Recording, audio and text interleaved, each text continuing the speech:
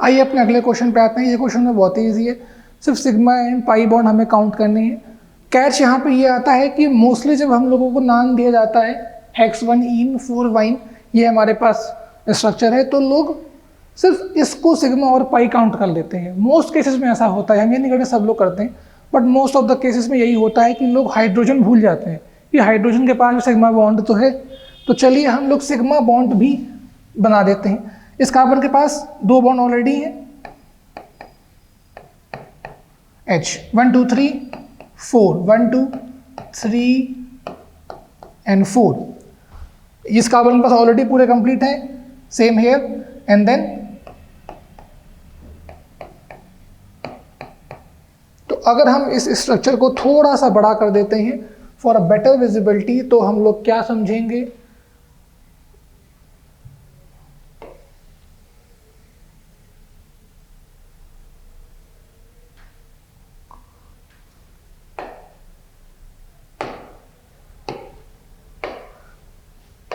ठीक है। तो यहां पे सब देख लिया हमने, अब करेंगे सिग्मा बॉन्ड काउंट, ठीक है। 1 2 3 4 5 6 7 8 9 10 11 12 एंड 13। ओके, तो इसका मतलब हमारे पास 13 सिग्मा बॉन्ड है। पाई बॉन्ड देखते हैं, 1 2 एंड 3, ठीक है। इसका मतलब हमारे पास 13 सिग्मा है और 3 पाई है, ठीक है। That is our right answer. अगला क्वेश्चन हमारे पास आता है, हमको स्टेप्स दिए गए हैं और हमको एक्स का फॉर्मेशन बताना है। तो ये क्वेश्चन आता है हेस लॉ से। हेस लॉ का मतलब ये होता है कि जो भी हमारे पास एंथैल्पी चेंज है वो पाथ से इंडिपेंडेंट है। जो ओवरऑल एंथैल्पी आएगी वो हमेशा सेम रहेगी, आप चाहे नंबर ऑफ स्टेप्स कितने भी रख लो, उससे मतलब नहीं है। तो इसीलिए ये पाथ इंडिपेंडेंट होता है, ठीक है। तो वही उसी का एप्लीकेशन है ये, कि बहुत ही इजी है। अगर आपको खाली एक्स का फॉर्मेशन बताना है तो इसका मतलब diamond is making graphite. In short diamond होना चाहिए रिएक्टेंट में, ग्रेफाइट होना चाहिए प्रोडक्ट में। अब आप ध्यान से देखिए, इक्वेशन 1 को देखिए और इक्वेशन 2 को देखिए। इसको हम इक्वेशन 1 एंड 2 नेम दे रहे हैं। इक्वेशन 1 में देखिए डायमंड रिएक्टेंट पे है, इक्वेशन 2 में भी ग्रेफाइट रिएक्टेंट पे है। हम किसी भी एक को रिवर्स कर दें, किसी भी एक को क्यों इसी करेंगे, क्योंकि ये हमारे पास प्रोडक्ट में है। तो अगर हमने इस रिएक्शन को ऐसे लिखा, that is carbon dioxide is making C graphite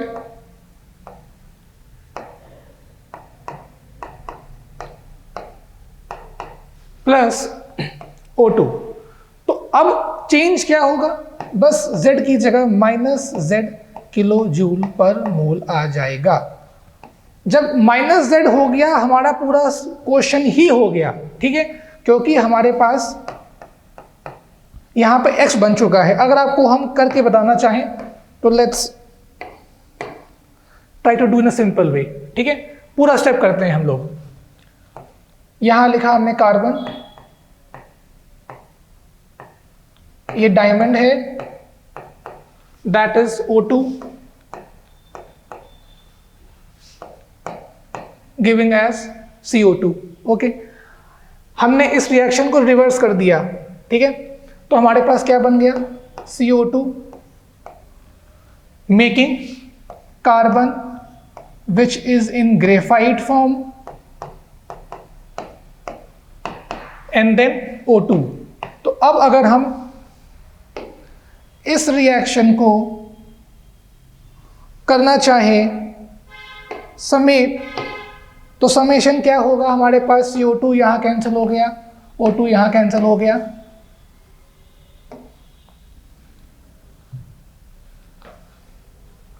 O2 यहां कैंसिल हो गया, ठीक है। तो हमारे पास क्या बचा overall reaction, carbon diamond form is making carbon graphite form.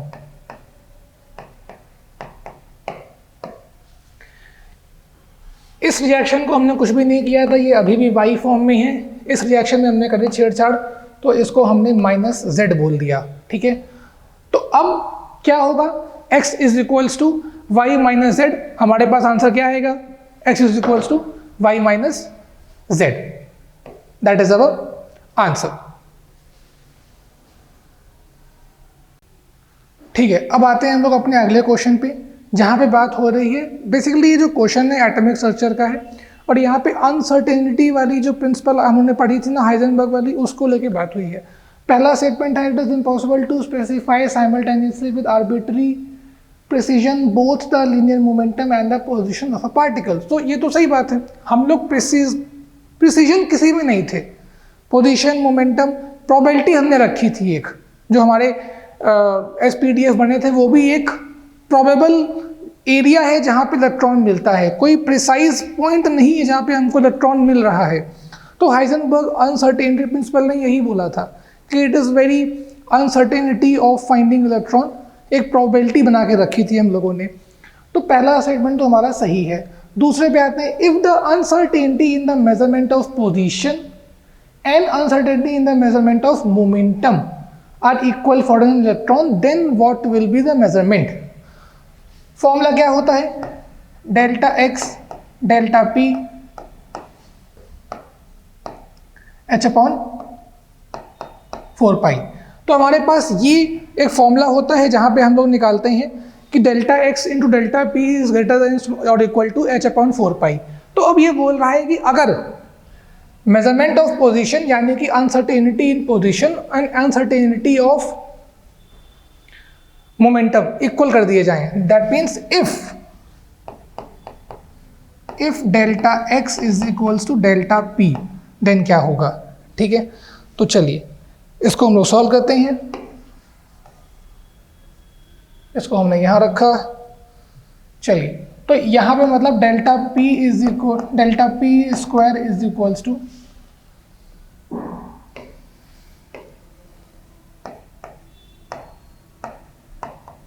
h upon 4 pi. ठीक है, हमने एक फॉर्मूला पढ़ा था that p is equals to mb। Okay, तो mb square greater than equals to h upon 4 pi. तो यहाँ पे uncertainty in the measurement of velocity बोला है, तो यहाँ पे अच्छा यहाँ पे आएगा m डेल्टा v, क्योंकि डेल्टा p है ना, तो यहाँ पे आएगा m डेल्टा v। तो यहाँ पे खाली डेल्टा v की वैल्यू पूछी है, तो delta v greater than equals to h upon 4 pi 1 upon m, और यहाँ पे आ गया अंडर रूट। अब बस खाली सॉल्व करना है, डेल्टा v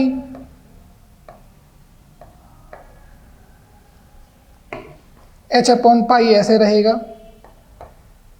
और हमारे पास यहाँ पे 1 अपॉन 2m आंसर आ जाएगा। तो आप देख सकते हो हमारे पास ये आंसर हमारे पास इस ऑप्शन से मिलता है। इसका मतलब हमारे दोनों जो स्टेटमेंट हैं वो दोनों स्टेटमेंट सही है। ठीक है, तो हमारा कौन सा ऑप्शन है, option number 2, both statement 1 and 2 are true. Okay, चलिए हम लोग अपने अगले क्वेश्चन पे आते हैं। ये क्वेश्चन अमीन से रिलेटेड है, यहाँ पे एजो डाई के बारे में बात हो रही है। तो ये मालूम होना चाहिए हमारे पास ये जो पार्ट होता है इसको हम लोग बोलते हैं एजो डाई। ये azo dye dye azotization reaction के बाद कपलिंग से आता है। तो इन सारे रिएक्शन में सबसे पहले तो ढूंढो डाई एजोटाइजेशन किस में हो रहा है। अगर डाई एजोटाइजेशन नहीं हो रहा है तो वो स्टेप अपने आप एलिमिनेट हो गया, क्योंकि हमको देखो जेईई मेंस के पेपर में या किसी भी ऐसे कॉम्पिटिटिव पेपर में हमें ऑप्शंस एलिमिनेट करना आना चाहिए। अगर हम ऑप्शंस एलिमिनेट कर पा रहे हैं तो हमारे ऑप्शंस कम हो जाते हैं और उसमें हम लोग आंसर जल्दी ढूंढ पाते हैं।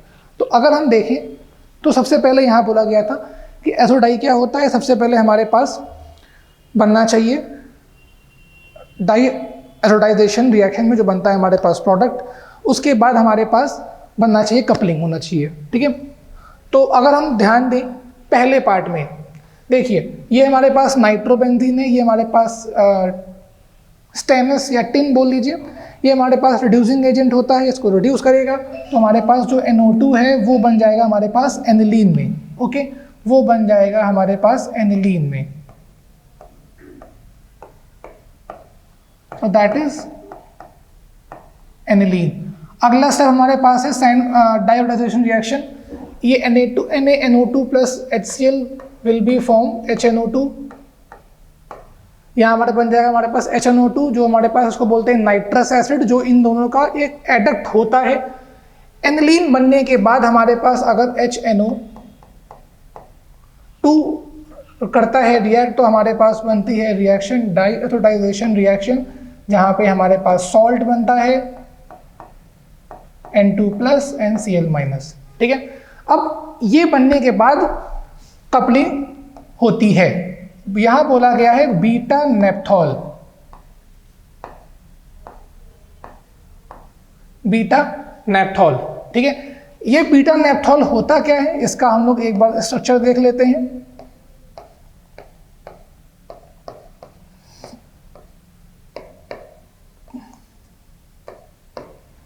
तो ये हमारे पास स्ट्रक्चर है। ठीक है, हमारे पास यहाँ पे OH लगा होता है, ये होता है हमारे पास बीटा नेप्थॉल। ठीक है, तो ये करता है हमारे पास रिएक्ट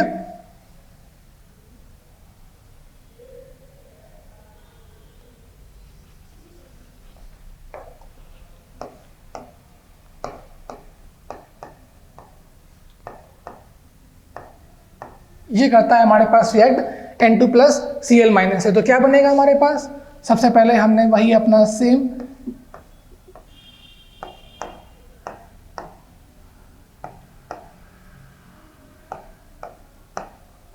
ये बनाया हमने अपना बीटा नेप्थॉल, और बस आपको ये पार्ट यहाँ पे अटैच कर देना है। तो यहाँ पे बनेगा हमारे पास नाइट्रोजन, डबल बॉन्ड नाइट्रोजन, और हमारे पास यहाँ बन गया PH। तो ये हमारा एक कपलिंग रिएक्शन यहाँ पे होती है, इसको हम लोग एजो डाई भी बोलते हैं। जो एजो वर्ड है उसका मतलब ही नाइट्रोजन होता है। ठीक है, तो इसलिए हम लोग इसको एजो प्रोडक्ट बोलते हैं, एजो डाई भी बोलते हैं। ठीक है, यहाँ पे हमारे पास हुई डायहाइड्रोलाइजेशन, उसके बाद हमारे पास होती है कपलिंग। जो बाकी ऑप्शन है, अच्छा इसका मतलब हमारा पहला ऑप्शन ही सही हो गया। ठीक है, बाकी ऑप्शन का क्या, एक बार बाकी ऑप्शन भी देख लेते हैं। हमारे पास यहाँ बोला गया है benzene sulphonic acid is reacting with SO3Cl2। तो हमारे पास यहाँ क्या बन जाएगा, ये हमारे पास SO3H था, ये बन गया हमारे पास SO3Cl, और फिर हमारे पास NH3 बोला गया है, तो यहाँ क्या आ जाएगा, यहाँ आ जाएगा हमारे पास NH3 है ना, SO3NH2। ठीक है, तो अब बेसिकली जो भी बन रहा है हमारे पास, ये कोई यहाँ वाला जो ये प्रोडक्ट है ये तो कहीं नहीं बन रहा है। ठीक है, यहाँ तो बिल्कुल नहीं बन रहा, यहाँ भी नहीं बन रहा। हमारे पास साइनोबेंजीन है, ये H2SO4 है, यहाँ से भी नहीं बनेगा। ठीक है, यहाँ बोला गया NH2 HCl NaNO2। ध्यान से देखिए, ये अभी वही सेम चीज़ यहाँ पे जो लिखी थी, दैट इज HNO2। तो डाइएथोडाइजेशन रिएक्शन हो सकती है, यहाँ पे एनिलीन बन सकता है, यहाँ पे एनिलीन बन सकता है, लेकिन क्या इसके बाद कुछ हो पाएगा, क्या इसके बाद हमारे पास सैंड में रिएक्शन, सॉरी ये तो ऑलरेडी बना हुआ है ना, ये तो ऑलरेडी बना हुआ है। तो यहाँ बन जाएगा हमारे पास N2 plus Cl minus, N2 plus Cl minus. तो इसका मतलब है हमारे पास सॉल्ट तो बन गया, डाइएथोडाइजेशन रिएक्शन तो हो गई, सॉल्ट तो बन गया, लेकिन इसके बाद कपलिंग होनी चाहिए थी ना। यहाँ पर तो टॉलिन कर रहा है रिएक्ट, तो कोई मतलब ही नहीं बनता है। जब कपलिंग नहीं हो रही है तो एजो डाई भी नहीं बनेगा। ठीक है, तो इसका मतलब ये भी हमारे पास ऑप्शन गलत है। Our answer is option number A. चलिए अब लोग अपना नेक्स्ट क्वेश्चन करते हैं। तो यहाँ पे जो नेक्स्ट क्वेश्चन है बोला गया है कि ये क्वेश्चन पहली बात तो काइनेटिक्स का है। ठीक है, यहाँ पे एक रियल लाइफ एग्जांपल ऐड किया गया है ताकि थोड़ा सा आपको कंफ्यूज किया जाए, लेकिन एट द एंड इन्होंने बोल दिया है कि भाई फर्स्ट ऑर्डर काइनेटिक्स है, पूरा क्वेश्चन ही सॉल्व हो जाएगा। केमिकल काइनेटिक्स में सबसे ज़्यादा हम लोगों ने जो क्वेश्चन सॉल्व किए हैं वो फर्स्ट ऑर्डर के ही किए हैं। तो अगर फर्स्ट ऑर्डर की रिएक्शन के क्वेश्चन आ रहे हैं तो ये बहुत इजी क्वेश्चन मानिए। सेकेंड ऑर्डर थर्ड ऑर्डर की जब बात आती है तो आपको कभी कभी फॉर्मूला नहीं लर्न होता है, लेकिन फर्स्ट ऑर्डर तो हम लोग को मुँह ज़बानी याद होता है। ठीक है, तो अगर हम लोग चलते हैं आगे, फॉर्मूला क्या था, K is equals to 2.303/T। अगर हमारे पास कॉन्सेंट्रेशन चेंज हो रहा है तो log A/A-x। ठीक है, ये हमारे पास फर्स्ट ऑर्डर काइनेटिक्स का फॉर्मूला था। ठीक है, तो अब यहाँ बोला गया है, पहले देख लेते हैं क्या क्या हो रहा है। जो हमारी ड्रग X है वो इनइफेक्टिव हो जाएगी जब उसका 50% डिकम्पोजिशन हो जाएगा। ठीक है, ये अलग पार्ट है। ओरिजिनल कॉन्सेंट्रेशन जो ड्रग की है वो 16 mg है। ठीक है, मतलब जो A वैल्यू है वो 16 है। अच्छा, कॉन्सेंट्रेशन चेंज है वो भी बता दिया गया है 4 mg। तो ये भी आपको बता दिया गया है कि कॉन्सेंट्रेशन चेंज क्या है, दैट मीन्स A-x भी आपको बता दिया गया है। इन 12 मंथ्स भी आपको दिए गए हैं। ठीक है, तो आप ध्यान से देखो, बहुत इजी क्वेश्चन है। अगर ये चाहते तो क्वेश्चन को कॉम्प्लिकेट कर सकते थे, आपको चाहते तो ये ना बताते, चाहते तो ये जो वैल्यूज थी ये चेंज कर सकते थे, और चाहते तो मंथ की जगह आपसे ईयर पूछ सकते थे, लेकिन उन्होंने क्वेश्चन को बहुत ही ईजी रखा है। तो बस आपको वैल्यू रखनी है, आपका आंसर यहाँ पे आ जाएगा। तो K इज इक्वल्स टू 2.303/12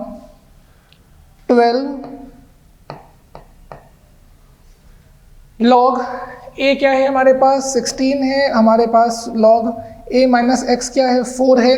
तो जब आप इसको सॉल्व करोगे तो क्या आएगा, हमारे पास log 16/4 है, log A/b का हम लगाएंगे फॉर्मूला, तो log A-b लग जाएगा हमारे पास।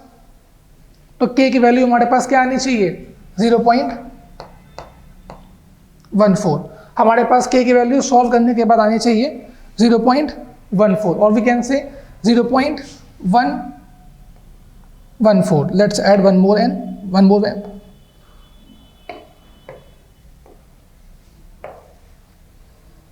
K is equals to 0.114। ठीक है, तो K की वैल्यू तो हमारे पास यहाँ से आ गई। अब हम देखते हैं आगे क्या हो रहा है। इसने बोला है कि हमारी जो रिएक्शन है वो 50% डिकम्पोज हो चुकी है। तो अगर रिएक्शन 50% डिकम्पोज हो चुकी है तो क्या हो जाएगा, that means K is equals to 2.303/T log, हमारे पास बोला गया है कि जो 50% डिकम्पोजिशन है वो ऑलरेडी हो चुका है, तो इसका मतलब ऊपर क्या आ जाएगा log 100 और नीचे क्या आएगा 50। log 2 की रखिए वैल्यू, यहाँ से आंसर आ जाएगा। इसको T को कर दीजिए शिफ्ट, 2.303 डिवाइड बाई 0.114 और log 2 रख दीजिए। अच्छा, इनका बेस 10 है, log का याद रखिएगा। ठीक है, तो यहाँ से T की वैल्यू क्या आ जाएगी, यहाँ से हमारे पास अप्रॉक्स T की वैल्यू अराउंड 6 आ जाएगी। तो हमारे पास आंसर क्या हो गया, ऑप्शन नंबर 4। चलिए हम लोग अपने अगले क्वेश्चन पे आते हैं। अब अगला क्वेश्चन जो दिया गया है वो ध्यान से देखिए, type of oxide formed by the element. ये आपको एलिमेंट्स दिए गए हैं और बोला गया that has the least atomic radius. ठीक है, तो दो चीज़ आपको करनी है यहाँ पे।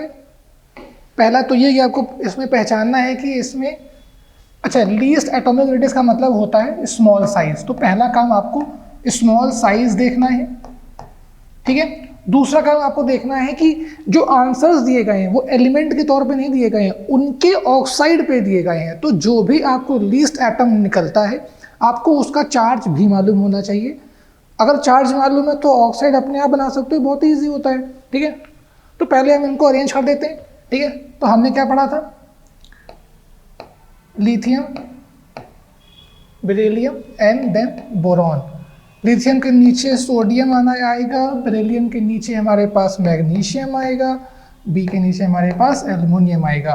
तो ये तो हमको पता ही है कि जब हम लोग लेफ्ट टू राइट जाते हैं हमारे पास साइज डिक्रीज होता है। तो सबसे छोटा इस ग्रुप में हमारे पास बोरॉन आ रहा है। ठीक है, बोरॉन के पास चार्ज होता है +3। अगर हम इसका ऑक्साइड बनाते हैं, ऑक्सीजन की वैलेंसी -2, बोरॉन की वैलेंसी +3, तो हमारे पास बनना चाहिए B2O3। B2O3 बोल दीजिए या फिर A2O3 बोल दीजिए, इन्होंने A वेरिएबल लिया है। तो इसका मतलब हमारे पास option 1 is our answer. 2 part में क्वेश्चन डिवाइड था। पहले आपको लीस्ट एटम ढूंढना था खाली इसमें, उसके बाद उस एटम का चार्ज ढूंढना था, बाकी सब कुछ सेम था। चलिए हम लोग अपने अगले क्वेश्चन पे आते हैं। अब अगले क्वेश्चन पे हम लोग ये पढ़ रहे हैं कि यहाँ पे आयनाइजेशन एंथैल्पी पता होना चाहिए क्या होता है, और ग्रुप 15 एलिमेंट्स तो पता ही होने चाहिए, लेकिन एपेटाइट फैमिली के बारे में पता होना चाहिए कि एपेटाइट होता क्या है।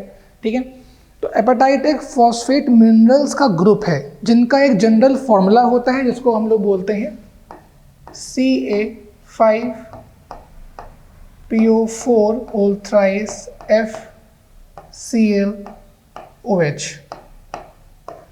ये एक हमारे पास जनरल फॉर्मूला होता है एपेटाइट फैमिली का, जो कि हमारे पास बेसिकली फॉस्फेट से बने होते हैं। ठीक है, अगर हम इस पर्टिकुलर ग्रुप 15 के बारे में बात करें तो इस ग्रुप 15 में सिर्फ फॉस्फोरस ही है जो इस एपेटाइट फैमिली को बिलोंग करता है।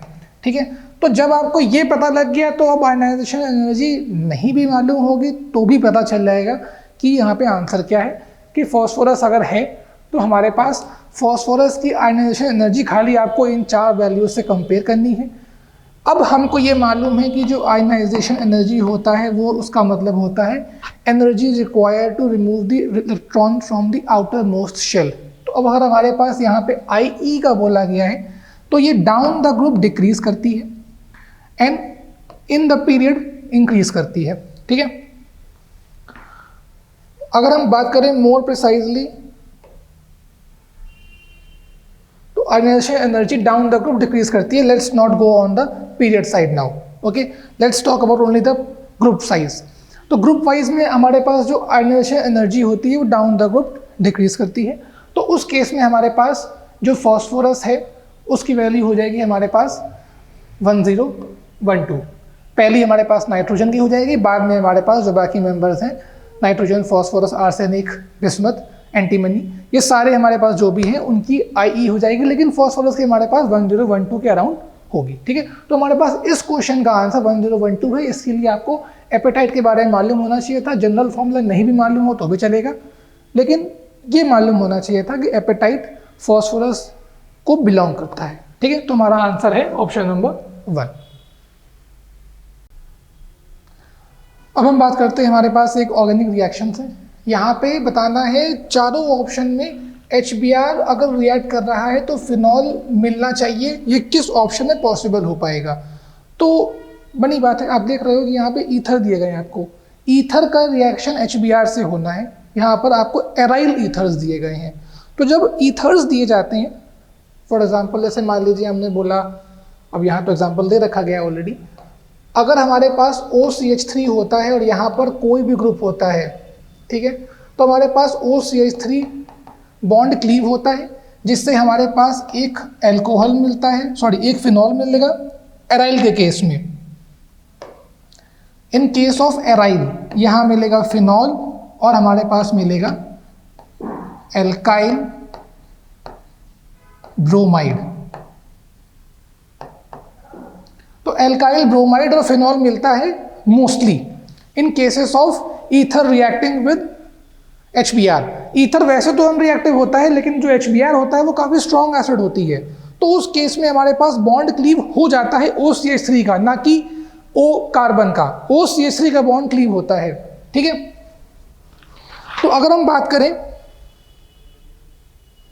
That O carbon of benzene, okay, that O carbon was of benzene. हाँ भाई, तो हम यहाँ बात करते हैं ऑप्शन नंबर 1 में। देखिए option number 2, 3 and 4। Option number 2 में देखिए हमारे पास जो ईथर ग्रुप है वो डायरेक्टली अटैच है बेंजीन रिंग से। हमारे पास यहाँ पे बॉन्ड क्लीव होगा और हमारे पास यहाँ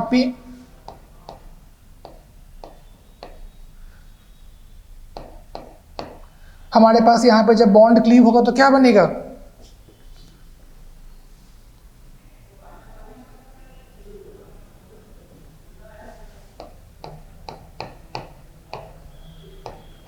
यहाँ पे HBr आया है, तो यहाँ पे हमारे पास पॉजिटिव पार्ट बन गया है। जब यहाँ पे HBr ने अटैक किया तो हमारे पास H यहाँ पे पॉजिटिव पार्ट बन गया। अब यहाँ पे हमारे पास SN2 रिएक्शन होगी क्योंकि हमारे पास कार्बोकेटाइन बन रहा है ठीक है। तो ये हमारे पास SN2 रिएक्शन होगी, Br माइनस अटैक करेगा, और जब हमारे पास Br माइनस अटैक करेगा तब क्या होगा, हमारे पास यहाँ पे कार्बोकैटायन है, और कार्बोकैटायन के होने से अगर हमारे पास Br यहाँ आ रहा है तो हमारे पास यहाँ पे इसका हो जाएगा रिलीज। तो क्या बनेगा हमारे पास यहाँ पर,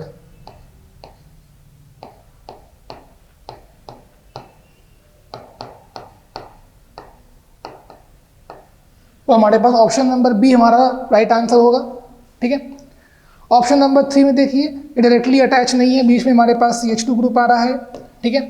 ऑप्शन नंबर 4 में भी यही केस है, और हमारे पास ऑप्शन नंबर 1 में भी यही केस है कि ऑप्शन नंबर 1 तो एलिफैटिक में चला जा रहा है फिर। ठीक है। ये ऑप्शन नंबर 2 हमारा राइट आंसर है। ठीक है। तो यहाँ पे हमारे पास HBr से रिएक्शन होती है, क्लीवेज होता है, हमारे पास यहाँ पे H ने अटैक किया, कार्बोकैटायन बना, SN2 रिएक्शन हुई। मोस्टली यही होता है कि SN1 SN2 कौन सा रिएक्शन होनी है ये भी मैटर करता है जब हमारे पास 2 डिग्री बनता है। ठीक है। यहाँ पर भी ऐसे ही कुछ सीन था कि जब HBr कर रहा था रिएक्ट तो कौन सा SN1 SN2 आएगा ये भी मैटर करता है इन केस ऑफ सबस्ट्रेट। ठीक है। तो यहाँ पे SN2 रिएक्शन होती है और CH3Br बनता है, यहाँ पे हमारे पास फिनॉल बनता है, और फिनॉल ही हमसे पूछा था, तो हमारे पास option number 2 is the right answer. ठीक है। तो हम लोग अपने अगले क्वेश्चन पे आते हैं। यहाँ बोला गया है कि consider the following low spin complexes. सारे कॉम्प्लेक्स लो स्पिन है, सबका स्ट्रॉन्ग फील्ड लिगेंड है। ठीक है। The sum of the spin only magnetic moment values of the complex having yellow colour is. तो अब यहाँ पे 2 चीज़ें बोली गई हैं, एक तो spin only magnetic moment value निकालनी है सबकी, सबका सम करना है। ठीक है। खाली उन कॉम्प्लेक्स का जिनके पास येलो कलर है। अब ये येलो कलर वाला केस फंसता है, क्योंकि येलो कलर आपको अगर नहीं मालूम है तो आप तो सबका सम कर दोगे। ठीक है। क्योंकि आपको ये भी आता है, ये भी आता है, उन लोगों ने ऑलरेडी बोल रखा है कि spin only magnetic moment value निकालनी है, ये तो आप निकाल लोगे बड़े आराम से, कलर मालूम होना चाहिए। तो चलिए पहले हम लोग कलर की बात कर लेते हैं, या एक काम करते हैं डिटेल वाइज चलते हैं। जो हमारे पास पहला स्ट्रक्चर है, ठीक है, यहां बोला गया हमारे पास K3 cobalt and then nitro group. हमारे पास जो कोबाल्ट है इसका जो हमारे पास ऑक्सीडेशन स्टेट आएगी वो आएगी +3। तो कोबाल्ट हमारे पास +3 ऑक्सीडेशन स्टेट में है, लो स्पिन है, मालूम है। ये कंपाउंड येलो कलर में होता है। ठीक है।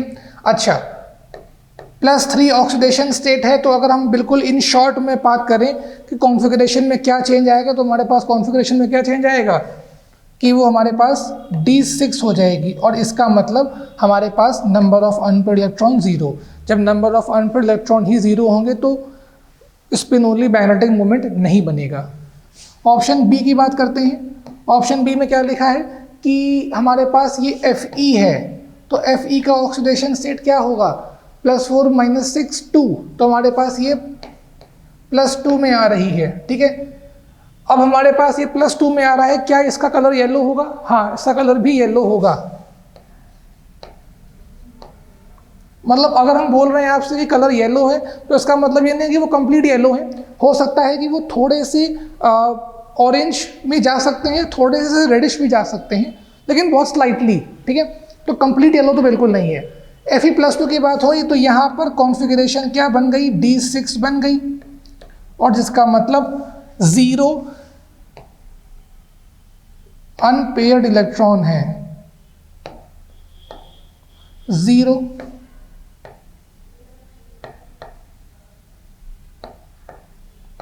अनपेयर्ड इलेक्ट्रॉन्स हैं। ठीक है। अब करते हैं हम लोग ऑप्शन सी की बात।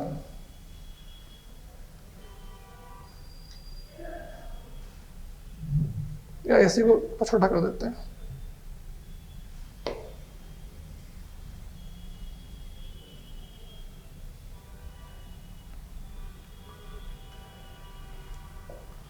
ऑप्शन सी के बारे में बात करते हैं।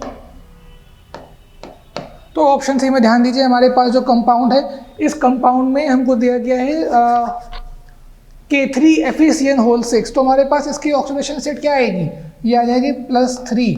अच्छा, अब +3 के केस में क्या हो गया, ये हमारे पास Fe+3 है, ये बन जाता है हमारे पास D5 after removing the electron, ठीक है।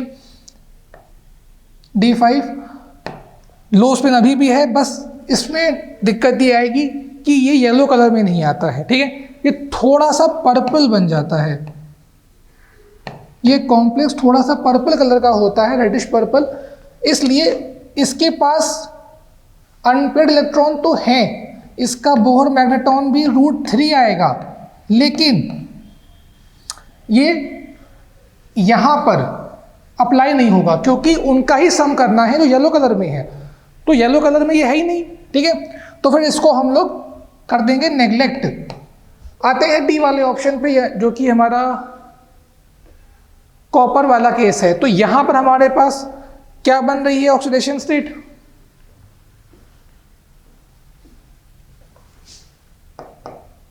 +2 -6, देन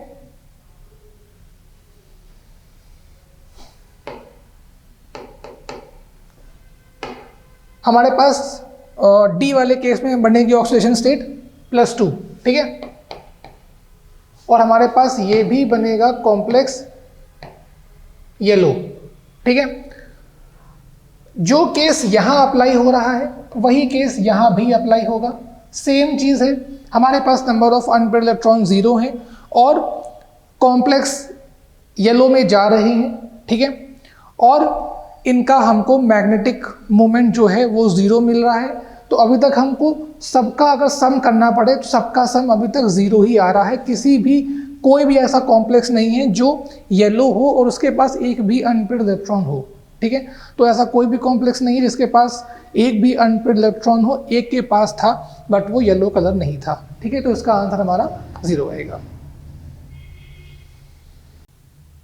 चलिए अपने अगले क्वेश्चन पे आते हैं। हमारा जो अगला क्वेश्चन है वो दिया गया है कि एक आइसोमेरिक हाइड्रोकार्बन है वो नेगेटिव दे रहा है हमारा बेयर्स टेस्ट। नेगेटिव का मतलब होता है कि जो हमारे पास अनसैचुरेशन है, वो एब्सेंट है। लेकिन जब हम बेंजीन रिंग के बारे में बात करते हैं तो बेंजीन रिंग भी बेयर्स टेस्ट को नेगेटिव देता है, ठीक है। तो हमारे पास मॉलिक्यूलर फॉर्मूला C9H12 है। तो C9H12 जो कि बेयर्स टेस्ट नेगेटिव दे रहा है, तो उसका अगर हम लोग DBE निकालेंगे तो उसके अकॉर्डिंग बेंजीन रिंग तो प्रेजेंट है इसमें।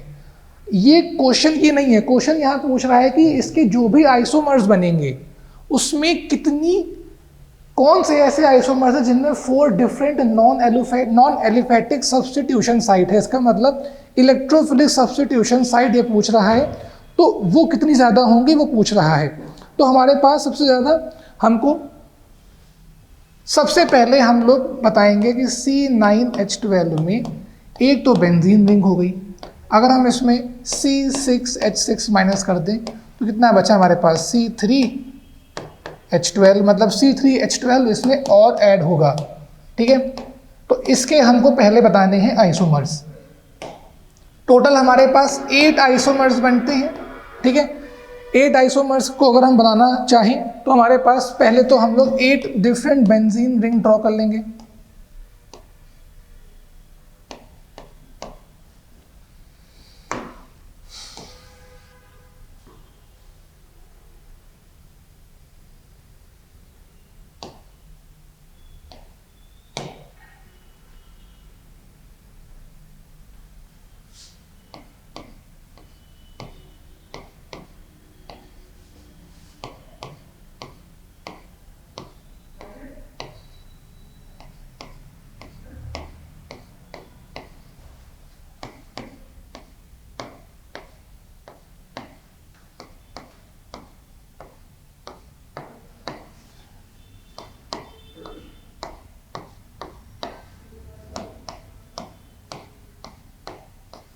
तो हमने आप देख सकते हो हमने यहाँ पे टोटल 8 बेंजीन रिंग्स बनाई हैं। यहाँ पे आपको C3H12 की पोजीशन बतानी है डिफरेंट पोजीशन पे। तो हम लोग कैसे भी करके C3H12 लगा सकते हैं। तो पहले हमने यहाँ पे लगा दिया ऐसे, आप ध्यान से देख सकते हो हमने यहाँ पे प्रोपाइल पार्ट लगाया है, ठीक है। दूसरे केस में हम लोग ऐसे लगा सकते हैं। तो अब आप देख सकते हैं यहाँ पे जो 2 डिफरेंट साइट्स हो रही हैं, यहाँ पे डिफरेंट साइट्स में क्या इलेक्ट्रोफिलिक सब्स्टिट्यूशन हो रहा है। एक हम लोग यहाँ पे लगा देंगे लाइक दिस, या फिर लाइक दिस। इस 4 डिफरेंट आइसोमर्स में आप खाली इन 2 आइसोमर्स को भी देख लोगे तो भी हमारा आंसर आ जाएगा, बट स्टिल हमारे पास डिफरेंट पोजीशन है तो हम डिफरेंट अपना यूज कर सकते हैं, लाइक दिस।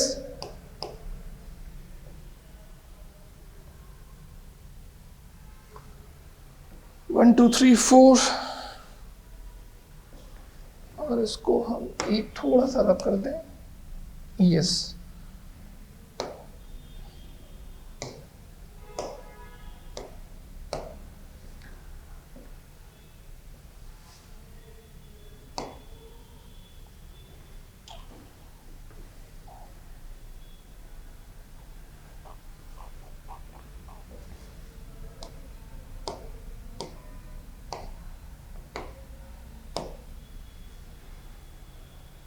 ठीक है, तो अब हम देख सकते हैं यहाँ पे हमारे पास 8 डिफरेंट आइसोमर्स हैं।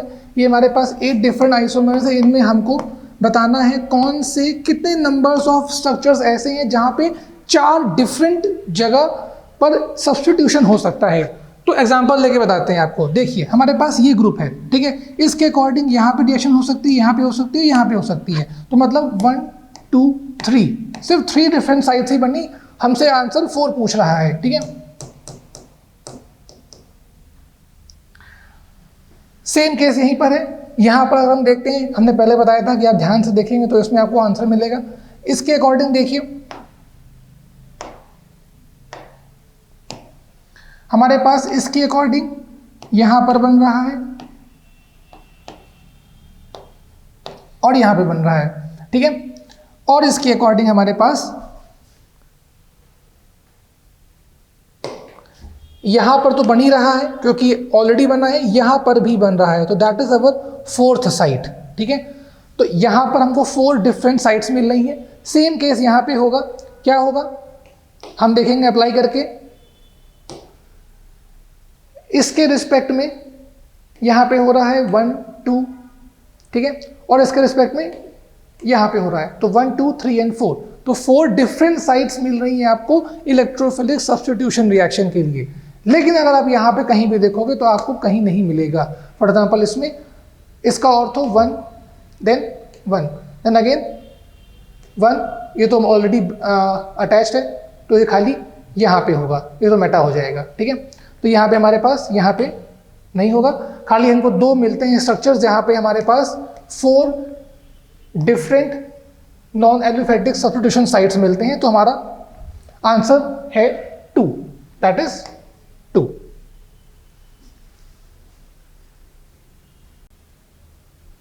चलिए जो हमारा अगला क्वेश्चन है वो क्लेजेन-स्किमित रिएक्शन के ऊपर भी है और मोल कॉन्सेप्ट के ऊपर भी है। तो अगर आपको ये 2 टॉपिक आते हैं तो आप क्वेश्चन कर लेंगे। मोल कॉन्सेप्ट वाला पार्ट तो बहुत इजी है। क्लेजेन-स्किमित रिएक्शन याद होनी चाहिए। तो वो रिएक्शन क्या थी कि जहां पे हमारे पास बेंजल्डिहाइड था plus it is reacting with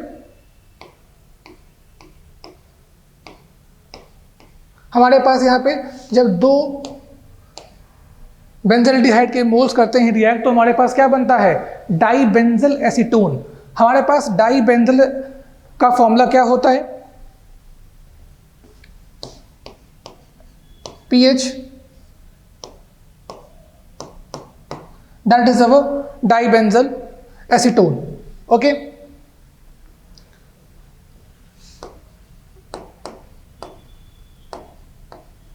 डाइबेंजल acetone, ठीक है। अब ये बोला गया है कि हमारे पास जो बेंजल्डिहाइड है वो 5.3 ग्राम है, ठीक है, और जो हमारे पास टोटल प्रोडक्ट है वो 3.51 ग्राम का ऑब्टेन हुआ है, ठीक है। फिर हमसे यहाँ पे परसेंटेज यील्ड पूछी गई है। तो परसेंटेज यील्ड का सबसे मेन जो फॉर्मूला था हमारे पास वो क्या था, theoretical yield upon actual yield into 100, okay. तो अगर हम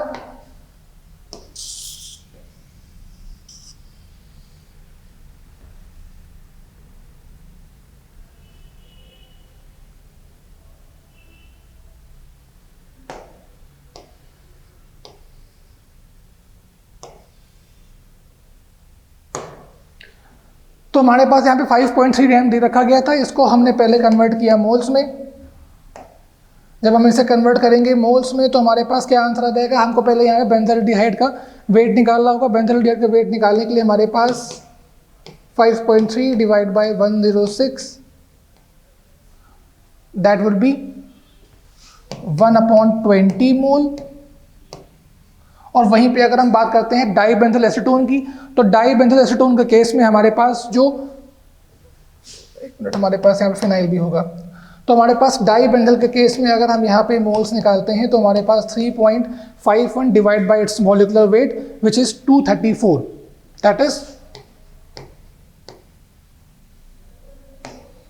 दैट इज 234। तो हमारे पास यहाँ पे जो उसका वेट आ रहा है वो 234 आ रहा है। अगर हम इसके मोल्स निकालते हैं तो हमको मिलेंगे यहाँ पे 0.015।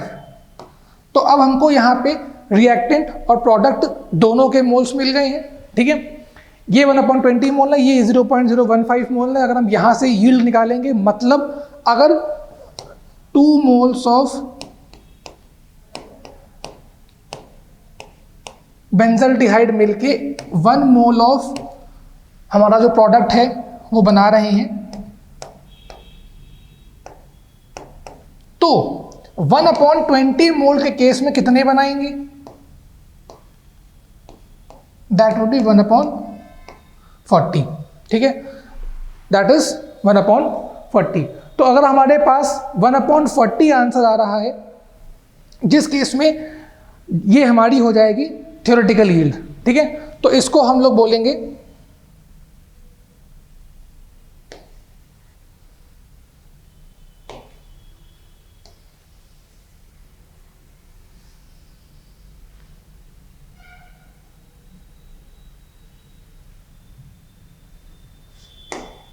हमारे पास जो थ्योरेटिकल यील्ड थी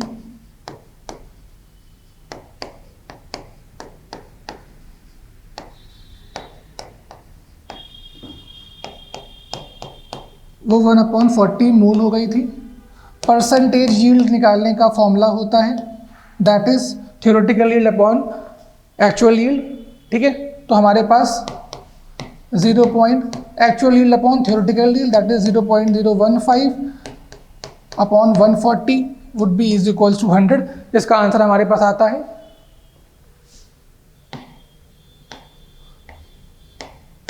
60%। तो इसका मतलब हमारे पास जो यहाँ पे परसेंटेज होगा वो 60% होगा, and that is our answer. हमारा अगला क्वेश्चन है जहां पे हमारे पास एक ऑर्गेनिक कंपाउंड है, एक हमारे पास ऑर्गेनिक कंपाउंड है जो BaSO4 पे बन रहा है, ठीक है, जो BaSO4 में बन रहा है, और ऑर्गेनिक कंपाउंड का जो आपको वेट दिया गया है वो 0.20 ग्राम दिया गया है, और जो हमारे पास BaSO4 दिया गया है वो 0.40 ग्राम दिया गया है, ठीक है। और आपसे क्वेश्चन में पूछा जा रहा है परसेंटेज ऑफ सल्फर क्या है, तो सल्फर का जो परसेंटेज है कैसे निकालेंगे आप। हमारे पास जो परसेंटेज कंपाउंड में आ रहा है, ठीक है, अपॉन टोटल इंटू 100, हम लोग यूजुअली यही करेंगे कि हमारे पास जो हमारा ऑर्गेनिक कंपाउंड है उसमें कितना कंटेंट आ रहा है, इस ऑर्गेनिक कंपाउंड में कितना सल्फर है, इस ऑर्गेनिक कंपाउंड में कितना BaSO4 में सल्फर है, that upon organic compound sulphur into 100, ठीक है। जैसे जैसे हम लोग क्वेश्चन सॉल्व करेंगे वैसे वैसे हमको समझ में आ जाएगा, ठीक है। तो हमें इस ऑर्गेनिक कंपाउंड के बारे में कुछ नहीं पता है, बट हमें इसके बारे में काफ़ी कुछ पता है, तो हम लोग इसके पहले मोल्स निकाल सकते हैं। तो 0.40 ये हमारे पास गिवन मॉलिक्यूलर वेट है, गिवन वेट है। जो हमारे पास नॉन मॉलिक्यूलर वेट होता है BaSO4 का, वो क्या होता है हमारे पास 233, दैट इज 233। तो 233 में जब हम लोग डिवाइड करेंगे तो हमारे पास ये आ जाएंगे मोल्स ऑफ BaSO4, ये आ जाएंगे मोल्स ऑफ BaSO4, बट हमको मतलब खाली सल्फर के मोल से है। तो हम लोग क्या करेंगे 0.40 अपॉन 233, सल्फर का हमारे पास कितना होता है वेट 32 ग्राम, सल्फर का हमारे पास होता है वेट 32 ग्राम। तो ये जो हमारे पास कैलकुलेशन आएगी, ये कैलकुलेशन हमारे पास सल्फर के मोल्स की होगी, ठीक है, ये हमारे पास सल्फर की होगी। अब अगर हमको परसेंटेज ऑफ सल्फर निकालना है तो कैसे निकालेंगे, चलिए क्वेश्चन में देखते हैं। परसेंटेज ऑफ सल्फर, तो ये पूरी कैलकुलेशन यहाँ पे रख दीजिए, 0.40 divide by 233 multiplied by 32 divide by जो हमारे पास ऑर्गेनिक कंपाउंड का वेट था 0.20 मल्टीप्लाइड बाय 100। हमारे पास यहाँ पे आ जाएगा 27.5%। लेकिन यहाँ बोला गया है that percentage is in 10 to the power -1%। तो क्या आ जाएगा 275 इंटू 10 to the power -1%। हमारा आंसर क्या आ जाएगा 275। चलिए अपने लास्ट क्वेश्चन पे आते हैं जो कि हमारा है NO2-, ठीक है। तो NO2- के अगर हम लुईस डॉट स्ट्रक्चर के बारे में बात करते हैं तो हमारे पास कुछ ऐसा होता है। ध्यान दीजिए यहाँ पर इलेक्ट्रॉन पेयर नहीं बोला है, यहाँ पर खाली इलेक्ट्रॉन बोला है। तो आप जितने भी इलेक्ट्रॉन हो सबको इंडिविजुअली काउंट कर सकते हो। तो 1 2 3 4 5 6 7 8 9 10 11 12। तो हमारे पास total number of non bonded electrons जो होंगे वो 12 होंगे अराउंड द होल NO2-, ठीक है। तो माइनस को काउंट नहीं करना है, ध्यान दीजिएगा कि यहाँ पर सिर्फ इलेक्ट्रॉन ही काउंट करने हैं। ये हमारे पास स्ट्रक्चर है, ये सबसे इजी क्वेश्चन था। आई डोंट थिंक ऐसे इजी क्वेश्चन और कोई होगा। तो उसका आंसर हमारे पास क्या होगा 12।